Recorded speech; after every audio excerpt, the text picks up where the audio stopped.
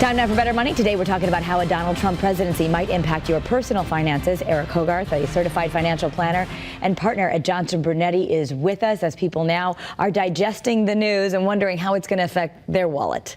How's it going to impact us? The most important question, us, our world, our life. And it has us revisiting what is the plan that we're using? Is it still the best thing to be doing? So we're going to break it down. Number one, you say we want to talk about the healthcare system because it will likely be revamped and modified.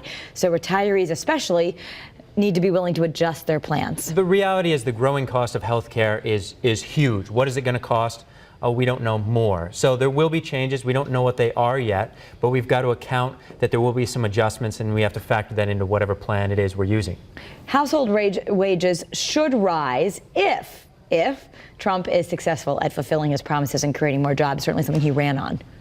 And that would be great. Is a lot of the focus was, well, people are being squeezed. Middle America is just not making the income they need to be making, and can some of these jobs stay home to help them, which would impact them at the home level of what they can save. Now, on a business level, you say, like such as manufacturing, they may get a boost if Trump reopens existing trade agreements to improve the terms.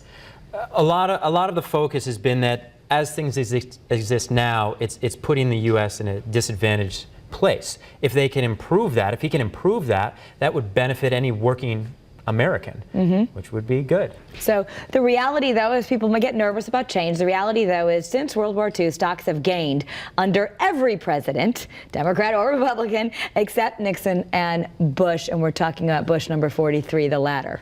Yes, we are. So what we can count on is that things change, no matter what's going on, and we're going to have to be able to account for those changes, and it makes it that much more important to focus on our plan, our strategy, what are we anticipating moving forward, and the time you're planning on saving, spending, retiring in. All right, so you need to keep your emotions in check. You don't react, right? We don't move everything to cash. Should you be acting out of emotion, out of fear? No. Yeah. Right? You should be revisiting that plan, making sure you're getting the best advice. Maybe it's time for a second opinion, but you don't make those knee-jerk reactions and make a mistake. And that's your point, too, that you shouldn't be deviating from your investment strategy. If you have a strategy in place, everyone should have some investment money in safe products that will be protected regardless of what the future market brings. If you're up all night concerned about what is the market going to do tomorrow, that might be indicative that you have too much money in it. Right? And there's a lot of things that exist outside that world, and as you approach retirement, when you will need this money most to work for you, now's the time to address, should you be making changes? All right. Absolutely. And if people have their own personal questions, they can actually email you. Go to bettermoney@wfsb.com. Maybe they're concerned about the election or just something else. Your team is there to answer those questions. We're there. All right. Thank you so much, Eric. Thank you. That's Better Money.